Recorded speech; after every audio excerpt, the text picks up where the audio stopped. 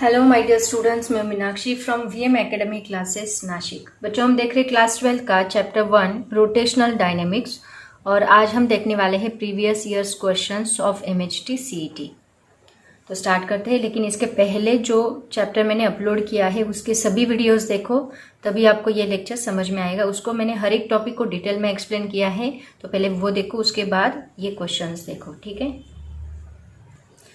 तो बच्चों, सीईटी का सबसे पहला क्वेश्चन देखो, 2019 में पूछा गया सवाल है। क्वेश्चन देखो क्या है। From a disc of mass m and radius r, a circular hole of diameter r is cut whose rim passes through the center. The moment of inertia of the remaining part of the disk about perpendicular axis passing through the center is. देखो क्या बताया उन्होंने। सबसे पहले एक disc ली है, पहले explain करती हूँ आपको, उसके बाद हम लोग इसका स्टडी करेंगे। देखो सबसे पहले उन्होंने ऑप्शंस में क्या दिया है वो भी देख लो। 9/32 mr² दिया है, 13/32 mr² दिया है बी ऑप्शन, जो बी ऑप्शन करेक्ट है यहाँ पे। 11/32 mr² दिया है, 7/32 mr²। तो 13/32 कैसे आया देखो। सबसे पहले उन्होंने क्या बोला कि एक डिस्क ली है, तो ये मान लो ये एक डिस्क है एंड ये सेंटर से एक एक्सिस ऐसा पास हुआ। ओके, इस एक्सिस को लगा के एक छोटी सी डिस्क यहाँ पे कट की, मान लो ऐसे। मान लो अगर ये जो डिस्क है इसका डायमीटर, इसका रेडियस आर है, राइट। ये जो डिस्क है इसका रेडियस आर है, तो ये डिस्क को मैं थोड़ा साइड में इसको कट किया, यहाँ एक्सिस को लगा के, इसकी रिम एक्सिस को ऐसे उन्होंने बोला है, और इसको कट किया। तो ये डिस्क जो है यहाँ पे नई जो डिस्क बनेगी उसका रेडियस क्या रहेगा देखो। ये टोटल रेडियस इसका क्या है, ये टोटल रेडियस इसका आर है, राइट ना। ये टोटल क्या बनेगा इसका आर, तो इसका हाफ मतलब ये कितना रहेगा r/2, क्योंकि हमें डिस्टेंस ही लगने वाला है ना। इसका मतलब देखो इसका रेडियस टोटल r था, उतनी हमने कट की है, तो ये बचा हुआ कितना रहेगा r/2 रहेगा। ओके, तो ये रेडियस कंसीडर करके हमें उसका मोमेंट ऑफ इनर्शिया निकालना है। मोमेंट ऑफ इनर्शिया उन्होंने क्या पूछा है यहाँ पे, the moment of inertia of the remaining part of the disc, मतलब इसका moment of inertia of the remaining part of the disc about perpendicular axis passing through the centre. About perpendicular axis passing through the centre, मतलब ये नहीं चाहिए उनको चाहिए ये वाला। ओके, यहाँ से पासिंग थ्रू द सेंटर, क्योंकि देखो ये एक्सिस है जो यहाँ से पास हो रहा है, राइट ना। तो यही एक्सिस अगर हम यहाँ पे लेते हैं तो ये एक्सिस हमें यहाँ पे मिलेगा, मतलब यहाँ पे टेंजेंट, अलोंग द टेंजेंट वो एक्सिस हमें मिलेगा। ये कौन सा है, सेंटर से पास होने वाला, और ये कौन सा है, अलोंग द टेंजेंट है। तो हमें इसका मोमेंट ऑफ इनर्शिया चाहिए, मतलब हमें अलोंग द टेंजेंट का मोमेंट ऑफ इनर्शिया चाहिए। तो दोनों का मोमेंट ऑफ इनर्शिया जो है वो अलग अलग होता है। तो आपके पास जो टेबल है उसमें देखो, मोमेंट ऑफ इनर्शिया जब सेंटर से पास होता है, एक्सिस जब सेंटर से पास होता है तो उसका मोमेंट ऑफ इनर्शिया होता है ½ mr², और जब axis tangent along the tangent pass होता है तो उसका मोमेंट ऑफ इनर्शिया होता है 3/2 mr²। ओके, ½ mr², ये मोमेंट ऑफ इनर्शिया सेंटर के लिए, टेंजेंट के लिए 3/2 mr²। बट अभी देखो यहाँ पे हमें ये निकालना है, तो यहाँ पे r जो है वो r चेंज हो गया, r कितना हो गया, but r is equal to बन गया r/2, राइट। r कितना बन गया, r/2 बन गया। इसका मतलब r² इज इक्वल टू कितना बनेगा, r²/4 बनेगा। बट इसके अकॉर्डिंग देखो, मास अभी m था, ये होल डिस्क का मास हमने m लिया था, बट हमें इतना पार्ट कट करके यहाँ पे लिया है, तो इसका मास भी चेंज होगा। मास कितना चेंज होगा, मास का फॉर्मूला क्या होता है, वॉल्यूम इनटू डेंसिटी, क्योंकि डेंसिटी का फॉर्मूला क्या होता है, मास पर यूनिट वॉल्यूम। तो मास का फॉर्मूला क्या बनेगा, ये v इधर शिफ्ट किया तो वॉल्यूम इनटू डेंसिटी बनेगा। वॉल्यूम का फॉर्मूला क्या होता है डिस्क के लिए, πr² इंटू t, मतलब थिकनेस और रेडियस, इंटू डेंसिटी। तो इससे हमें पता चलता है कि मास जो है वो डायरेक्टली प्रोपोर्शनल है किसको, r² को। तो अगर r² आप कम करते हो तो मास भी कम होगा। तो ये कितना कम हुआ देखो, r/4 से कम हुआ, तो इसका मास भी कितना होगा, m/4 होगा। आया समझ में। अगर ये r/4 हो गया तो ये भी m/4 होगा। तो अभी हमें यहाँ पे ये इसके लिए ये मोमेंट ऑफ इनर्शिया निकालने के लिए ये मास लेना है एंड ये रेडियस लेनी है।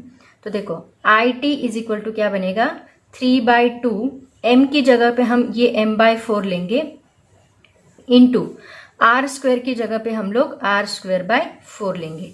आया समझ में? दोनों की जगह पे हमने वो वैल्यूज पुट की और उसका मोमेंट ऑफ इनर्शिया आपको क्या मिलेगा देखो, ऊपर IT इज इक्वल टू 3 ये mr² डिवाइड बाय 4 4 जा 16 इंटू 2 मतलब 32। तो ये हमें मिलेगा 3/2, सॉरी दिख नहीं रहा आपको, देखो ये 3mr², ये 4 4 जा 16 16 2 जा 32, तो 3mr² डिवाइड बाय 32। तो ये हुआ moment of inertia about the tangent. अब उन्होंने क्या पूछा है हमें, moment of inertia of given disc removed part, मतलब moment of inertia about the tangent हमें कितना मिला, दैट इज इक्वल टू मिला 3/32 mr²। ओके, हमें क्या चाहिए, रिमेनिंग पार्ट का चाहिए। तो रिमेनिंग पार्ट का moment of inertia of remaining part कितना होगा, हम क्या करेंगे, इज इक्वल टू उसका जो सेंटर का मोमेंट ऑफ इनर्शिया है, मतलब पूरी डिस्क का, क्योंकि पूरी डिस्क है उसमें से छोटा सा पार्ट हमने लिया, ये पूरी डिस्क है इसमें से इतना पार्ट हमने निकाला है, तो ये पूरी डिस्क का है उसमें से ये हमें माइनस करना होगा, minus moment of inertia of that tangent. Okay, तो कितना आएगा देखो, मोमेंट ऑफ इनर्शिया इसका कितना है हाफ mr² और इसका कितना है, अभी अभी हमने निकाला 3/32 mr²। तो ये कितना मिलेगा देखो, इसको 16 से मल्टीप्लाई कर लो, 16 से डिवाइड कर लो, 16 2 जा 32 बनेगा mr² minus 3 divide by 32 mr²। Okay, तो ये 16 में से 3 गया, कितना बचेगा, क्योंकि नीचे का बेस अभी सेम हो गया तो ऊपर की डायरेक्टली सब्ट्रैक्शन हम लोग कर सकते हैं, तो ये बनेगा 13/32 mr²। ये है हमारा ऑप्शन नंबर बी। ओके, ऐसे हम लोग इसको सॉल्व करेंगे। तो पहले दिमाग लगा के सोच लो कि आपको एग्जैक्टली निकालना क्या है। अलॉन्ग द टेंजेंट उन्होंने पूछा है, सॉरी वो रिमूव पार्ट का उन्होंने पूछा है, उतना पार्ट आप निकाल रहे हो उसका मोमेंट ऑफ इनर्शिया, तो पहले उसका एक्सिस कहाँ पे है वो देख लो। अलॉन्ग द टेंजेंट हो सकता है, अलॉन्ग द डायमीटर हो सकता है, अलॉन्ग द सेंटर हो सकता है, तो उसके हिसाब से उसके मोमेंट ऑफ इनर्शिया के फॉर्मूले आपको लर्न करने होंगे। ठीक है, तो ये था हमारा क्वेश्चन नंबर 1 जो कि हमें पूछा गया है 2019 में। ऐसे ही 2019 में और क्वेश्चन पूछे गए थे। देखते हैं क्वेश्चन नंबर 2 क्या है। क्वेश्चन नंबर 2 देखो क्या है, a metal of radius r and specific heat s is rotated about an axis passing through its centre with speed n rotation पर सेकेंड। मतलब एक मेटल ऑफ रेडियस r लिया है, उसकी स्पेसिफिक हीट, इसके लिए आपको स्पेसिफिक हीट का फॉर्मूला पता होना चाहिए। स्पेसिफिक हीट s 11th में हमने थर्मल कंडक्टिविटी चैप्टर जो स्टडी किया था उसमें दिया है। Specific heat S is rotated about an axis passing through its center with speed n rotation per second. It is suddenly stopped and 50% of its energy is used in increasing the temperature of the sphere. मतलब यहाँ 50% energy temperature increase करने के लिए, मतलब heat बढ़ाने के लिए हुई है। The rise in temperature of the sphere is 2019 में पूछा गया सवाल है, इसका भी आंसर बी ही करेक्ट है। तो देखते हैं कैसे सॉल्व करना है। एक्चुअली देखा जाए तो न्यूमेरिकल बहुत ही सिंपल है। देखो इसके लिए आपको काइनेटिक एनर्जी ऑफ रोटेशन का फॉर्मूला पता होना चाहिए एंड क्यू मतलब अमाउंट ऑफ हीट का फॉर्मूला आपको पता होना चाहिए। तो देखते हैं कैसे सॉल्व करना है। सबसे पहले देखो उन्होंने क्या बोला है, मान लो ये एक मेटल स्फीयर लिया है, इसकी रेडियस है r और ये रोटेट हो रहा है, कैसे रोटेट हो रहा है, n रोटेशंस पर सेकेंड ऐसे उन्होंने बोला है।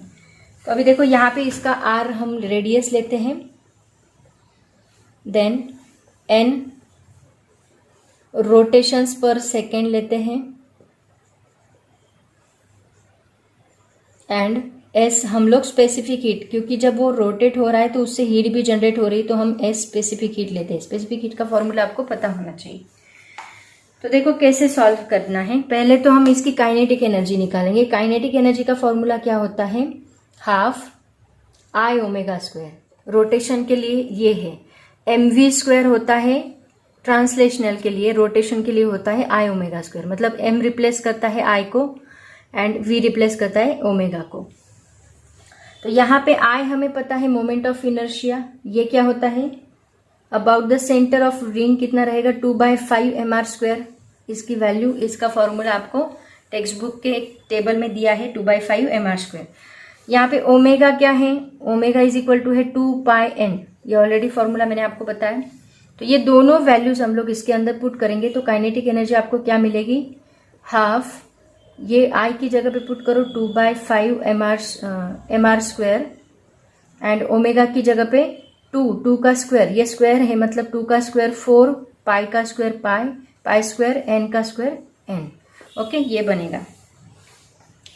तो ये हमें क्या मिलेगा, देखो ये 2 यहाँ पे कैंसिल होगा और काइनेटिक एनर्जी हमें मिलेगी, ये 4 pi square as it is रहेगा, देन ये 4/5, यहाँ पे 5 भी है, पाई स्क्वायर n² mr²। ये हमें फॉर्मूला मिला काइनेटिक एनर्जी रोटेशनल का। अब इन्होंने क्या बोला है कि 50% जो हीट है, एनर्जी है, वो इंक्रीजिंग टेम्परेचर के लिए यूटिलाइज हुई है 50%। इसके 50%, ये टोटल एनर्जी होगी काइनेटिक एनर्जी, इसकी 50%, मतलब इसको हमें हाफ करना होगा। ये 100% है, इसको 50% करने के लिए इसको 2 से डिवाइड करना होगा। देयरफॉर तो यहाँ पे हमें Q क्या मिलेगा, देखो टेम्परेचर इंक्रीज करने के लिए मैं Q, इसकी 50% एनर्जी लो, मतलब 4 pi square n² mr² divide by 5, divide by हम क्या करेंगे 2 करेंगे, इसकी 50%, तो 2 जा क्या बनेगा, ये 4 बनेगा। तो हमें मिलेगा 2/5, ये Q मिला 2/5 पाई स्क्वायर n² mr²। ठीक है, उनको क्या चाहिए, उनको चाहिए टेम्परेचर डिफरेंस, मतलब कितना टेम्परेचर लगेगा, ऐसे उन्होंने पूछा है। राइज इन टेम्परेचर, मतलब उनको टेम्परेचर डिफरेंस चाहिए। तो टेम्परेचर डिफरेंस का फॉर्मूला हमें Q के कौन से फॉर्मूले में मिलता है, Q का एक फॉर्मूला है that is equal to ms into delta theta. ये जो फॉर्मूला, इसमें स्पेसिफिक हीट S है, डेल्टा थीटा जो है वो राइज इन टेम्परेचर है एंड m जो है वो मास है। ठीक है, तो इसका यूज करके हम लोग निकाल सकते हैं। तो देखो यहाँ पे ये m कैपिटल लेते हैं, हमें डेल्टा थीटा निकालना है, तो डेल्टा थीटा क्या बनेगा यहाँ पे Q डिवाइड बाय ms। ये आपका 11th में हुआ ये formula, thermal properties of matter में ये फॉर्मूला है। तो यहाँ पे Q हमने निकाला कितना है 2/5 pi square n² mr²। Okay, divide bye m into s, यहाँ m जो है ये m कैंसिल होगा और हमें क्या मिलेगा, that is equal to 2/5 as it is रहेगा, pi square n² r² divide by 5s, ऐसे लिखा तो भी चलेगा, 5, ये 5 है एंड ये s है। तो ये आपका ऑप्शन नंबर उन्होंने क्या दिया है, this is also the option number B. Okay, तो ऐसे न्यूमेरिकल आपको पूछे जाते। देखो अभी यहाँ 2 टॉपिक उन्होंने कंबाइन किए हैं, एक थर्मल प्रॉपर्टीज और दूसरा रोटेशनल मोशन, दोनों को कंबाइन करके ये क्वेश्चन उन्होंने पूछा है। ठीक है, तो ये था क्वेश्चन नंबर 2, 2019 में पूछा गया। नेक्स्ट क्वेश्चन देखो बच्चों क्या है, 2019 में ही पूछा गया सवाल है, बहुत ही सिंपल है। A wheel of moment of inertia 2 kg/m² is rotating of, I दिया है moment of inertia, rotating at a speed of 25 radian per second, मतलब ओमेगा दिया है 25 radian per second, due to friction on the axis. It comes to rest in 10 minutes. Total work done by friction is, CET 2019 में पूछा गया सवाल है। इसका भी ऑप्शन बी ही करेक्ट है, 25 जूल, 625 जूल, 50 जूल, 600 जूल। तो इसका आंसर 625 है। कैसे देखो, अब यहाँ पे work done is equal to क्या होता है, चेंज इन काइनेटिक एनर्जी। देखो तो सबसे पहले जो दिया है वो लिख लो, आई कितना दिया है 2 kg/m², ओमेगा दिया है 25 रेडियन/सेकेंड और हमें निकालना है वर्क डन। वर्क डन का फॉर्मूला होता है change in kinetic energy, change in kinetic energy, ये चेंज के लिए यूज करते हैं डेल्टा। काइनेटिक एनर्जी मतलब चेंज, मतलब क्या, kinetic energy final minus kinetic energy initial. तो यहाँ पे काइनेटिक एनर्जी फाइनल तो रेस्ट पे, उन्होंने क्या बोला 10 मिनट्स के बाद रेस्ट पे जा रहा है, रेस्ट पे जा रहा है मतलब यहाँ पे एनर्जी क्या बनेगी, 0 बनेगी। And kinetic energy initial half I omega square, okay, ये फॉर्मूला है उसका रोटेशन के लिए। तो आई कितना दिया है 2, मतलब ये कितना बनेगा देखो, half into 2 into 25 square, omega 25 मतलब 25 का स्क्वायर, तो ये 2 कैंसिल होगा, यहाँ पे 2 कैंसिल होगा और हमें 25 का स्क्वायर कितना मिलेगा, 625 जूल, जो कि आपका ऑप्शन नंबर बी दिया है। ठीक है, अब देखते हैं क्वेश्चन नंबर 4। उसके बाद नेक्स्ट क्वेश्चन देखो क्या है। ये क्वेश्चन जो है अभी मैं बताने वाली हूँ आपको, ये मैंने आपको सबसे लास्ट लेक्चर जो है उसमें पढ़ाया है, बहुत ही इंपॉर्टेंट है ये फॉर्मूला भी, ये क्वेश्चन भी, इसके ऊपर बहुत सारे क्वेश्चंस पूछे जाते हैं। तो क्वेश्चन देखो क्या है, रोलिंग मोशन का क्वेश्चन है। A ring, a disc and a solid sphere have some same mass and radius. Ring है, डिस्क है, सॉलिड स्फीयर है, सेम मास है एंड रेडियस है। All of them are rolled down on an incline plane. Rolling motion का incline plane पे तीनों को, देखो मैंने एक वीडियो दिखाया था आपको, उसमें मैंने बताया है। Ring, a disc and a solid sphere have same mass and radius. All of them are rolled down on an incline plane from same height simultaneously. The body that will reach at the bottom last among is, मतलब सबसे last में कौन सी, ring जाएगी, disc जाएगी कि solid sphere, सबसे last में कौन रीच करेगा बॉटम को, ऐसा क्वेश्चन उन्होंने पूछा है, 2019 में पूछा गया सवाल है। तो ऑप्शन है रिंग। तो कैसे देखो, इसके लिए आपको वेलोसिटी का फॉर्मूला पता होना चाहिए। तो मैंने आपको बताया था वेलोसिटी इज इक्वल टू होता है अंडर रूट, ये फॉर्मूला हमने डिराइव भी किया है, 2gh डिवाइड बाय 1 प्लस के स्क्वायर अपॉन आर स्क्वायर। तो यहाँ पे मैंने आपको एक बात बताई थी, जिसका ये के स्क्वायर बाय आर स्क्वायर ज़्यादा रहेगा, ये डिनोमिनेटर में है, ये जितना ज़्यादा वेलोसिटी उतनी कम, और ये जितना कम वेलोसिटी उतनी ज़्यादा, क्योंकि ये नीचे डिवाइड है, और डिवीजन का रेशो जितना बढ़ता है उतना ये होल रेशो कम होता है, मतलब आंसर डिक्रीज होता है। तो देखो यहाँ पे के स्क्वायर बाय आर स्क्वायर जो है वो रिंग का कितना होता है वो मैं आपको बताती हूँ, देन डिस्क का कितना होता है एंड सॉलिड स्फीयर का कितना होता है, ये तीनों लर्न ही कर लो आप लोग, रट लो चाहे तो। रिंग का होता है 1, K square by R square ring का कितना होता है 1 होता है। डिस्क का होता है 0.5 और 1/2 भी बोला जाता है उसको, 0.5 और 1/2। एंड सॉलिड स्फीयर का होता है, उसके फॉर्मूले में ही देखो 2/5 mr स्क्वायर, 1/2 mr स्क्वायर ऐसे हम बोलते हैं। तो ये कितना है 2/5, मतलब ये कितना रहेगा और 0.4। तो देखो ये 1 है, ये 0.5 है, ये 0.4 है, तो सबसे कम किसका है, इसका, और सबसे ज़्यादा किसका है, रिंग का। रिंग का k/r स्क्वायर सबसे ज़्यादा, तो वेलोसिटी क्या रहेगी, सबसे कम रहेगी, राइट। ये जितना ज़्यादा उतनी वेलोसिटी कम, और जितनी वेलोसिटी कम उतना वो धीरे धीरे धीरे धीरे इंक्लाइन प्लेन मतलब ऐसे उन्होंने बोला है, ऐसी प्लेन है इंक्लाइन प्लेन, और इस प्लेन के ऊपर से ये तीनों चीज़ें सेम हाइट से एट ए टाइम छोड़ी तो पहले कौन रीच करेगा।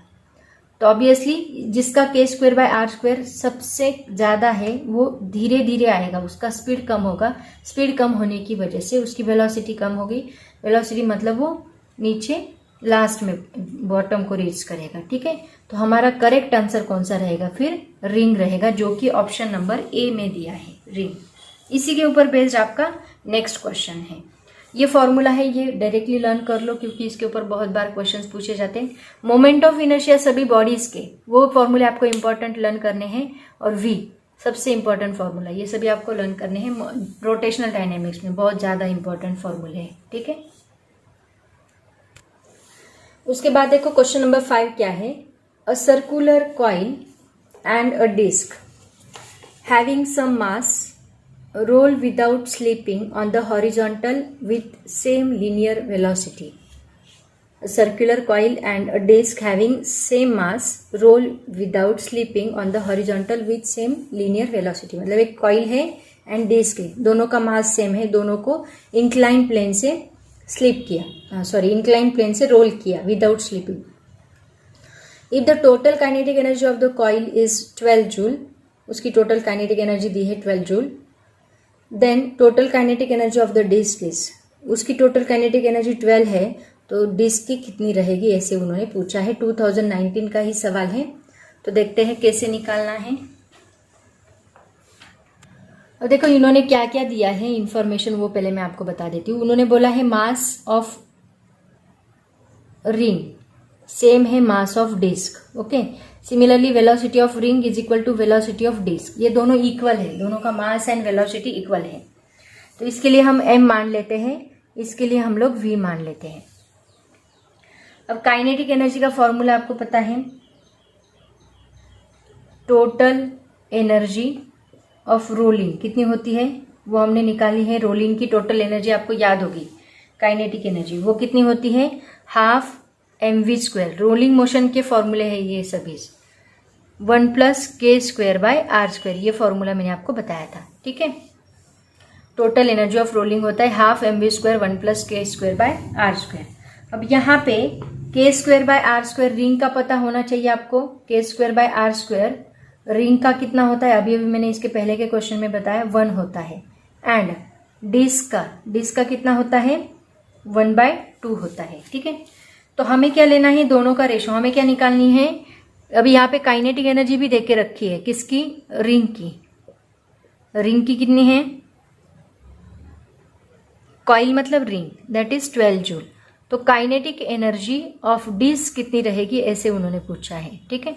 तो इसका रेशियो लेते हैं हम लोग। मान लो energy of disc divide by energy of ring is equal to क्या आएगा, इन दोनों का ratio half mv², 1 + k²/r² of ring, okay, divide by half mv², नहीं ये डिस्क है ना, ऊपर डिस्क आएगा, disc half mv², 1 + k²/r² of ring. Okay, यहाँ पे अभी देखो ये हाफ कैंसिल होगा, कैंसिल होगा, क्योंकि उन्होंने बोला है ये दोनों इक्वल है, तो ये कैंसिल होंगे।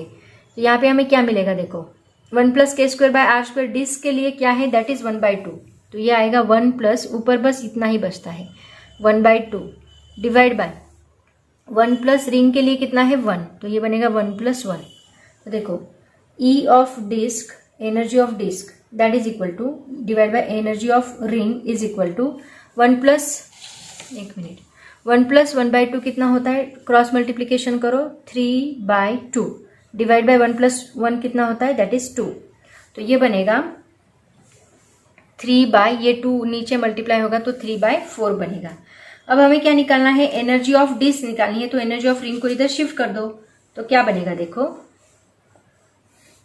Energy of disc is equal to 3/4 as it is रहेगा। एनर्जी ऑफ रिंग को इधर शिफ्ट करो, energy of ring, so energy of disc is equal to 3/4 into ring की कितनी दी है उन्होंने, 12 जूल दी है। तो इसको 12 यहाँ पे मल्टीप्लाई करो, 4 3 = 12 that is equal to 3 3 = 9 joule, जो कि आपका ऑप्शन नंबर दिया है सी। ओके, ऐसे हम लोग इसको सॉल्व करेंगे। उसके बाद नेक्स्ट क्वेश्चन देखो, सिंपल पेंडुलम का क्वेश्चन है। A child is swinging on a swing in a sitting position, मतलब एक चाइल्ड स्विंग के ऊपर बैठा है और वो स्विंगिंग कर रहा है। If he stands up on the swing, वो खड़ा हो गया अभी, then periodic time of the swing will be remains the same, increase of the child is tall and decrease if the child is short, increase decrease। 2019 का ही सवाल है। अब देखो यहाँ पे चाइल्ड अगर बैठा है तो उसकी लेंथ ऑब्वियसली कम होगी। मतलब मैं बताती हूँ, ये स्विंग है, ओके, मान लो ये स्विंग है, यहाँ पे एक चाइल्ड बैठा है, पहले बैठा है एंड स्विंग कर रहा है, तो उसका सेंटर ऑफ मास यहाँ पे रहेगा, राइट ना, ये उसका सेंटर ऑफ मास है चाइल्ड का। अब जब ये चाइल्ड खड़ा होगा, मतलब यहाँ पे स्विंगिंग करते करते वो खड़ा होगा, तो क्या होगा, यहाँ पे उसका सेंटर ऑफ मास भी शिफ्ट होगा, सेंटर ऑफ मास शिफ्ट हो गया, मतलब इसकी लेंथ जो है वो बढ़ गई, राइट ना, लेंथ जो है वो बढ़ गई। लेंथ बढ़ने की वजह से टाइम पीरियड क्या होगा, देखो टाइम पीरियड का फॉर्मूला क्या है, 2π√L/g। इसका मतलब वो L को डायरेक्टली प्रोपोर्शनल है, और अगर लेंथ बढ़ गई इसका मतलब क्या होगा, लेंथ बढ़ने की वजह से उसका टाइम पीरियड भी क्या होगा, इंक्रीज होगा। √L इसको डायरेक्टली प्रोपोर्शनल है, तो ये अगर इंक्रीज होगा तो टाइम पीरियड भी क्या होगा, इंक्रीज होगा। अब देखो ये लेंथ हम लोग यहाँ से नहीं ले रहे, लेंथ हम लोग कहाँ से ले रहे, ये अगर डिक्रीज होगा तो ये भी डिक्रीज होगा। लेंथ हमें जहाँ सपोर्ट लगा है ना, वो सपोर्ट से हम लोग लेंथ लेते हैं, तो ये यहाँ से हम लोग लेंथ मेजर करते हैं। तो पहले ये लेंथ बड़ी थी, राइट। अब जैसे ही ये ऊपर शिफ्ट हुआ, जैसे ही ये ऊपर शिफ्ट हुआ तो ये इतनी बड़ी लेंथ छोटी हो गई। देखो यहाँ तक इतनी लेंथ क्या होगी, इतनी लेंथ क्या होगी, इसकी कम हो गई, डिक्रीज हो गई। लेंथ डिक्रीज होने की वजह से टाइम पीरियड क्या हुआ, डिक्रीज हुआ। समझ में आ रहा है मैं क्या बता रही हूँ। पहले सेंटर ऑफ मास यहाँ पे था तो लेंथ इतनी थी, मान लो 10 सेंटीमीटर इतनी थी, ओके। 10 सेंटीमीटर बहुत ही कम होता है, मान लो 1 मीटर जितनी थी, ऐसे हम लोग कंसिडर, 1 मीटर भी बहुत ज़्यादा होगा, 60 सेंटीमीटर थी, ऐसे हम लोग कंसिडर करते हैं। पहले लेंथ कितनी थी, 60 सेंटीमीटर। अब जैसे ही ये खड़ा होगा, खड़ा होने की वजह से क्या होगा, ये 60 की बन जाएगी मान लो 58 सेंटीमीटर, ओके। तो ये इतनी कम हो गई, 58 सेंटीमीटर हो गई। तो अब ये लेंथ डिक्रीज हुई, डिक्रीज होने की वजह से टाइम पीरियड भी क्या होगा, डिक्रीज होगा। ऐसे उन्होंने पूछा है। क्या पूछा है कि periodic time of the swing will B, और नीचे ऑप्शन दिए इंक्रीज, डिक्रीज, सेम। तो हमारा करेक्ट ऑप्शन रहेगा डिक्रीज, जो कि आपका ऑप्शन नंबर डी दिया है, ठीक है। That is the correct option. उसके बाद क्वेश्चन नंबर 7 देखो क्या है। A thin ring having mass 100 gram and radius 10 centimetre is rotating about its axis with frequency 1 Hz. 4 objects, each of mass 12.5 gram, are kept gently to the opposite ends of 2 perpendicular diameter of the ring. The new frequency of rotation of the ring will be. देखो इन्होंने क्या बताया है। Initially एक ring हमने ली, okay.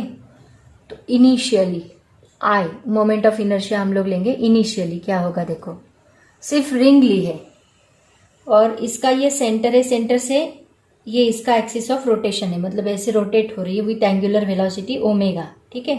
तो initially इसका moment of inertia ring का कितना होता है, mr²। तो इनिशियली ये कितना रहेगा, mr² रहेगा। अब बाद में उन्होंने क्या किया, 4 मासेस लिए। कितने, इनिशियली इसका मास कितना था, 100 ग्राम, एंड इसकी रेडियस थी 10 सेंटीमीटर। दोनों भी सीजीएस यूनिट है, कन्वर्ट करने की जरूरत नहीं है। अब इसकी रेडियस तो चेंज नहीं हुई, रेडियस उतनी ही है 10 सेंटीमीटर, लेकिन उन्होंने क्या किया, उसका मास चेंज कर दिया। उन्होंने 4 मासेस रखे। कितने, 4। कितने, 12.5 ग्राम के। यहाँ पे एक रखा, यहाँ पे एक रखा, यहाँ पे एक रखा, यहाँ पे रखा, ऐसे 4 मासेस रखे। मतलब इसका आई चेंज हो जाएगा। तो आई फाइनल कितना बनेगा देखो, या फिर इसको आप I1 बोलो, इसको आप I2 बोलो। तो I2 कितना बनेगा देखो, ये भी mr² ही रहेगा, लेकिन इसका मास चेंज होगा। मास कितना चेंज होगा, ये 100 है ही, इस 100 में हमें प्लस क्या करना है, 4 × 12.5 करना है, क्योंकि 12.5 के 4 मासेस रखे हैं। तो 4 × 12.5 हम लोग करेंगे, ठीक है। अब देखो इसको अगर, अब इसकी रेडियस चेंज नहीं होगी, रेडियस वही रहेगी। रेडियस कितनी है, 10 सेंटीमीटर, वो 10 सेंटीमीटर ही रहेगी, वो नहीं चेंज होगी। बस इसका मास जो है वो चेंज हो गया।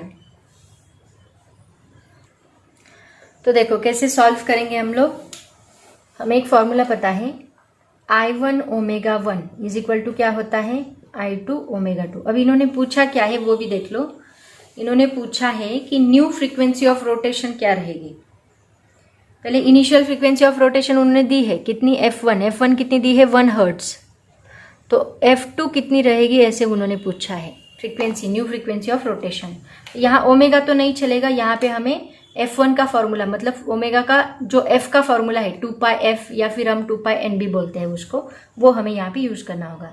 तो I1 का फॉर्मूला पुट करो, क्या है, mr² इंटू ω1 का क्या आएगा, 2πf1 is equal to I2 का mr² इंटू 2πf2। हमें f2 निकालना है। तो यहाँ पे देखो ये r², रेडियस तो चेंज नहीं हुई, तो रेडियस r² कैंसिल होगा। मास चेंज हुआ है, मास m1 m2 हमें लेना होगा। 2 कैंसिल होगा, f कैंसिल होगा, ठीक है। अब क्या मिला हमें, m1 f1 इतना ही बचता है, is equal to m2 f2 बचता है। हमें F2 निकालना है, तो F2 को एज इट इज रखो, M2 को इधर शिफ्ट कर दो, तो M1 F1 divide by M2, ठीक है। M1 की वैल्यू पुट कर दो, M1 कितना है 100 इंटू F1 कितना है 1 डिवाइड बाय M2 कितना है 100 प्लस 4 इंटू 12.5 कितना होगा, 4 5 ज़ा 20, 12 4 ज़ा 150 आएगा ये, राइट, नहीं सॉरी ओनली 50 आएगा ये 50, 12 इंटू 4 50, तो ये टोटल 150 आएगा। तो ये कितना बनता है, M2 एज इट इज रहेगा, that is equal to 100 divide by 150, right. तो ये 0 0 कैंसिल, 10 डिवाइड बाय 15, तो कितना होता है 5 2 ज़ा 10, 5 3 ज़ा 15, मतलब ये हमें मिलेगा 2/3 हर्ट्ज, 2/3 हर्ट्ज, जो कि आपका ऑप्शन नंबर दिया है, it is B, again B, okay. तो option number B is the correct. ऐसे आप लोग इसको सॉल्व करोगे। So this is question number 7। ये भी आपको 2019 में ही पूछा गया, उसके बहुत सारे सेट्स थे, तो एक सेट में से ये क्वेश्चन था। अब देखते हैं क्वेश्चन नंबर 8। उसके बाद क्वेश्चन नंबर 8 देखो बच्चों क्या है, earth revolves round the sun in a circular orbit of radius r. The angular momentum of the revolving earth is directly proportional to, 2019 में पूछा गया क्वेश्चन है। इसके लिए आपको कुछ नहीं, बस एंगुलर मोमेंटम पता होना चाहिए, अर्थ का एंगुलर मोमेंटम का फॉर्मूला पता होना चाहिए, एंड सन की अर्थ की वेलोसिटी पता होनी चाहिए, जो हमने क्लास 11th में ग्रेविटेशन चैप्टर में वो फॉर्मूला डिराइव किया था, वेलोसिटी ऑफ द अर्थ, वो हमें पता होना चाहिए। अगर ये दो फॉर्मूलेज आपको पता है तो आप लोग इजीली निकाल सकते हैं कि एंगुलर मोमेंटम का एंड नीचे आर, सभी ऑप्शंस आर में है, मतलब that is the radius of the earth, दोनों का क्या रिलेशन है ये आपको पता होना चाहिए। तो देखो बहुत ही सिंपल है एक्चुअली, ये ऑप्शन बी मतलब रूट आर जो है वो करेक्ट ऑप्शन है। Angular momentum is directly proportional to root R, 2019 में पूछा गया सवाल है। तो बच्चों सबसे पहले देखो एंगुलर मोमेंटम क्या होता है। एंगुलर मोमेंटम का फॉर्मूला होता है, ऑलरेडी हम लोगों ने चैप्टर में स्टडी किया था, that is denoted by L, is equal to होता है आई इंटू ओमेगा। तो बच्चों यहाँ पे आई इज इक्वल टू हम लेंगे mr², मोमेंट ऑफ इनर्शिया का formula, and omega is equal to क्या होता है v/r, राइट ना। ये दोनों वैल्यूज अगर हमने इसके अंदर पुट की तो हमें एल की वैल्यू क्या मिलेगी, एल इज इक्वल टू मिलेगा mr² इंटू v/r। तो यहाँ पे एक r कैंसिल होगा और हमें मिलेगा mvr, राइट, ये हमें l मिला। और वेलोसिटी ऑफ अर्थ क्या होती है, देखो वेलोसिटी ऑफ अर्थ का फॉर्मूला होता है जो हमने 11th स्टैंडर्ड में स्टडी किया था, gms डिवाइड बाय r, ये वेलोसिटी का फॉर्मूला है। तो ये फॉर्मूला अगर हम इसके अंदर पुट करें तो हमें क्या मिलेगा, देखो l is equal to m, v की जगह पे हम लोग ये फॉर्मूला पुट करेंगे √gms, ms का मतलब होता है mass of sun divide by r, क्योंकि सन अर्थ सन को रोटेट कर रही है, यहाँ पे मास ऑफ सन लेना है हमें, इसलिए वेलोसिटी ऑफ अर्थ हमने वो ली है, इनटू यहाँ पे r एज इट इज रहेगा। अब देखो इस r को हम लोग ऐसे लिखेंगे √r इंटू √r, ऐसे लिखते हैं, ठीक है, क्योंकि हमें ये √r कैंसिल करना है, इसलिए हमने इसको r को √r इंटू √r ऐसे लिखा, तो इसका मतलब r ही होता है।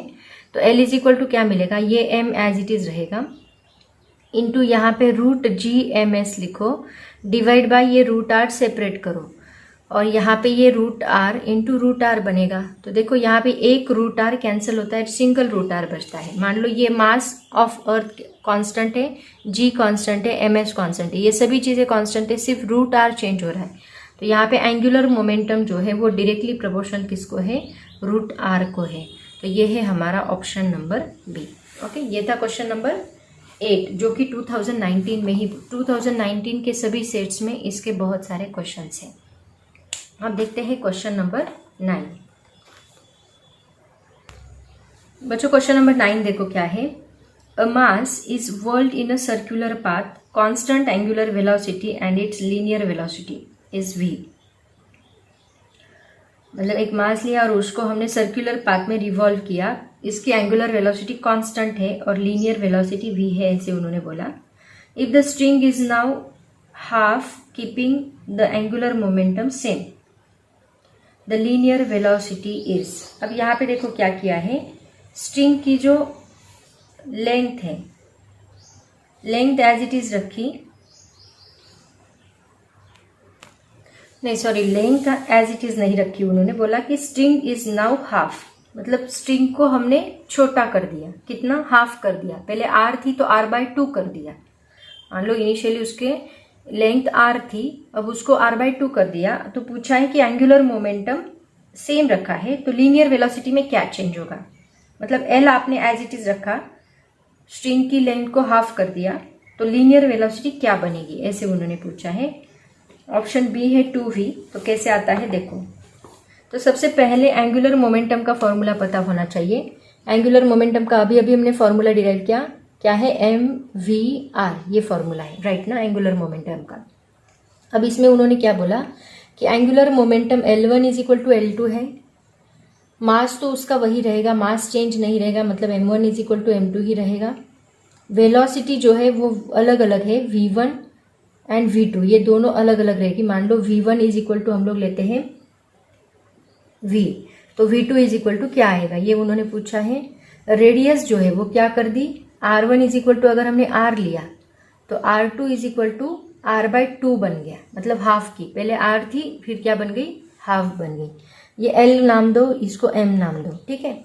अब देखो हम लोग फॉर्मूला लेते हैं L1, पहले इनिशियली जब रेडियस r थी तो उसके लिए फॉर्मूला बनेगा mv1r, ओके, या फिर ऐसे ले लो m1v1r1, and L2 is equal to m2v2r2।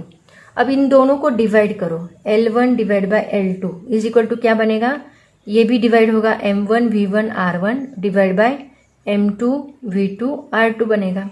अब ये सभी वैल्यूज इसमें पुट कर दो, L1 क्या है L, L2 भी क्या है L, M1 है M, V1 लिया है हमने V, R1 लिया है R, divide by M2 M, V2 लिया है, V2 हमें निकालना है, एंड R2 कितना है R/2, ओके। अब देखो ये M M कैंसिल होगा, L L कैंसिल होगा, एंड ये R R जो है वो भी कैंसिल होगा, ये 2 ऊपर जाके मल्टीप्लाई होगा, राइट ना। अब देखो यहाँ क्या बनेगा, 1 इज इक्वल टू, ये 2 ऊपर मल्टीप्लाई हुआ मतलब 2v बना और डिवाइड बाय v2 बनेगा, तो हमें v2 ही निकालना है। तो v2 इज इक्वल टू, ये v2 इधर शिफ्ट किया, यहाँ 1 है तो v2 इंटू 1 v2 ही बनेगा, इज इक्वल टू क्या मिलेगा, 2v मिलेगा, जो कि दिया है आपका ऑप्शन नंबर बी। आया समझ में, ऐसे हम लोग इसको सॉल्व करेंगे, सिंपल था क्वेश्चन। देखो अब देखते हैं क्वेश्चन नंबर 10, टोटल 10 ही क्वेश्चन लेंगे हम इस वीडियो में। तो बच्चों क्वेश्चन नंबर 10 देखो क्या है, a coin kept at a distance r1 centimetre from the axis of rotation of a turn table. एक कॉइन लिया और उसको r1 सेंटीमीटर पे रखा, कहाँ, axis of rotation of a turn table पे। Just begins to sleep when the turn table rotates at the angular speed of ω1 radian per second. If this distance is tripled, अब क्या क्या देखो, ये distance जो r1 था उसको हमने 3 टाइम्स बढ़ा दिया, 3r1 कर दिया। Then at what angular speed of the turn table will the coin begins to sleep, तो कितने एंगुलर स्पीड पे वो स्लीप करना स्टार्ट करेगा। तो यहाँ पे हमें क्या निकालना है, देखो ω1 दिया है, आपको ω2 निकालना है। ω1 दिया है, इनिशियली उन्होंने डिस्टेंस दिया है r1 और उसको 3 टाइम्स बढ़ा दिया, मतलब r2 को हमने 3r1 कर दिया, तो ω2 क्या रहेगा ये उन्होंने पूछा है। अब देखो यहाँ पे हम लोग सेंट्रीपिटल फोर्स अप्लाई करने वाले हैं, सेंट्रीपिटल फोर्स का फॉर्मूला अप्लाई करेंगे और उससे हम लोग इसको सॉल्व करेंगे। कैसे करना है देखो, ऑप्शन देखो क्या है, ω1 डिवाइड बाय √3, सी ऑप्शन दिया है रेडियन पर सेकेंड। तो कैसे आता है देखते हैं। तो इन्होंने बोला क्या है, देखो एक टर्न टेबल लिया, मान लो ये टर्न टेबल पे ये उसका एक्सिस ऑफ रोटेशन है और यहाँ पे हमने एक कॉइन रखा है, मान लो r1 जितने डिस्टेंस पे हमने कॉइन रखा है और ये रोटेट हो रहा है। तो ये कॉइन का टूवर्ड्स द सेंटर कौन सा फोर्स लग रहा है, सेंट्रीपिटल फोर्स लग रहा है। तो सेंट्रीपिटल फोर्स के 2 फॉर्मूलेज होते हैं, एक होता है mr²। अब सभी वैल्यूज आपकी ओमेगा के अंदर है, ओमेगा के टर्म्स में है, तो हमें यही फॉर्मूला अप्लाई करना होगा। और दूसरी और एक फॉर्मूला होता है सेंट्रीपिटल फोर्स का, म्यू इंटू एम इंटू जी। देखो हमने बहुत सारे डेरिवेशन स्टडी किए, उसमें हमने ये फॉर्मूले, दोनों भी फॉर्मूलेज यूज़ किए, तो ये फॉर्मूलेज का हमें यहाँ पे यूज़ करना है। तो क्या बनेगा देखो, अब ये दोनों भी सेंट्रीपिटल फोर्स है, मतलब दोनों भी इक्वल रहेंगे। इसका मतलब हम बोल सकते हैं M R omega square is equal to क्या रहेगा, mu into M into G. तो इसमें एम एम गेट कैंसल, तो R omega square is equal to क्या बनेगा, म्यू जी बनेगा। अब यहाँ म्यू एंड जी ये फ्रिक्शनल फोर्स है, म्यू मतलब कोएफिशिएंट ऑफ फ्रिक्शन है, जी मतलब ग्रेविटेशनल एक्सेलरेशन, दोनों भी कांस्टेंट है, तो ये चेंज नहीं होंगे, चाहे हम डिस्टेंस कितना भी चेंज करें, बट ये दोनों चेंज नहीं होंगे। तो मान लो इनिशियली मैंने R1 लिया, इनिशियली R1 के लिए ओमेगा 1 हमने एंगुलर स्पीड लिया, तो ये फिर भी म्यू जी ही रहेगा, ये तो चेंज नहीं होगा, इसको हम इक्वेशन नंबर 1 नाम देते हैं। सिमिलरली ये मैंने R1 का क्या किया, R2 किया, ये ओमेगा 2 बनेगा, that is equal to mu g, इसको नाम दो इक्वेशन नंबर 2। अब इन्होंने क्या बोला कि डिस्टेंस हमने ट्रिपल किया है, मतलब R1 जो है, R2 जो है वो कितना हो गया, 3 टाइम्स R1 हो गया। इनिशियली R1 था वो 3 टाइम्स बढ़ा दिया, तो ये 3 टाइम्स R1 हो गया। तो इन दोनों को डिवाइड करो, क्या बनता है देखो, R1 omega 1 square divide by R2 omega 2 square is equal to mu g divide by mu g, क्योंकि दोनों भी सेम है, तो ये दोनों कैंसिल होते हैं। R1 यहाँ पे लिखती हूँ, R1 omega 1 square divide by R2 कितना है, 3R1, तो यहाँ पे लिखो 3R1 into omega 2 square is equal to 1 आएगा। अब यहाँ R1 कैंसिल होगा, ये ओमेगा 2 को इधर शिफ्ट करो, क्या बनेगा, हमें क्या चाहिए, ओमेगा 2 ही चाहिए, तो ओमेगा 2 को इधर शिफ्ट करो, तो क्या बनेगा, ओमेगा 2 स्क्वायर बनेगा, और यहाँ पे ओमेगा 1 स्क्वायर बचेगा और डिवाइड बाय 3 बचेगा। अब हमें सिर्फ ओमेगा 2 चाहिए, तो ओमेगा 2 इज इक्वल टू क्या बनेगा, square root of omega 1 square divide by 3। Omega 1 square square root के बाहर आने के बाद ओमेगा 1 बनेगा, मतलब ये रहेगा ओमेगा 1 डिवाइड बाय 3 जो है वो 3 को हम लोग क्या लिखेंगे, √3 लिखेंगे, क्योंकि 3 का रूट नहीं निकलेगा, लेकिन ये स्क्वायर रूट निकल जाएगा, इसलिए बस ओमेगा 1 डिवाइड बाय √3। ये है आपका ऑप्शन नंबर सी। ओके, ऐसे हम लोग इसको सॉल्व करेंगे। तो बच्चों टोटल 10 क्वेश्चंस हमने इन MCQs में देखे। अभी तक 2019 के सवाल खत्म नहीं हुए, तो ये थे 2019 के सवाल। आगे भी मैं आपको 2018 के 2017 के भी सवाल बताने वाली हूँ, तो उसके लिए मैं सेपरेट वीडियो बना के अपलोड करूँगी, ठीक है। तो आज हम यहीं पे रुकते हैं। All the very best, thank you so much and bye bye.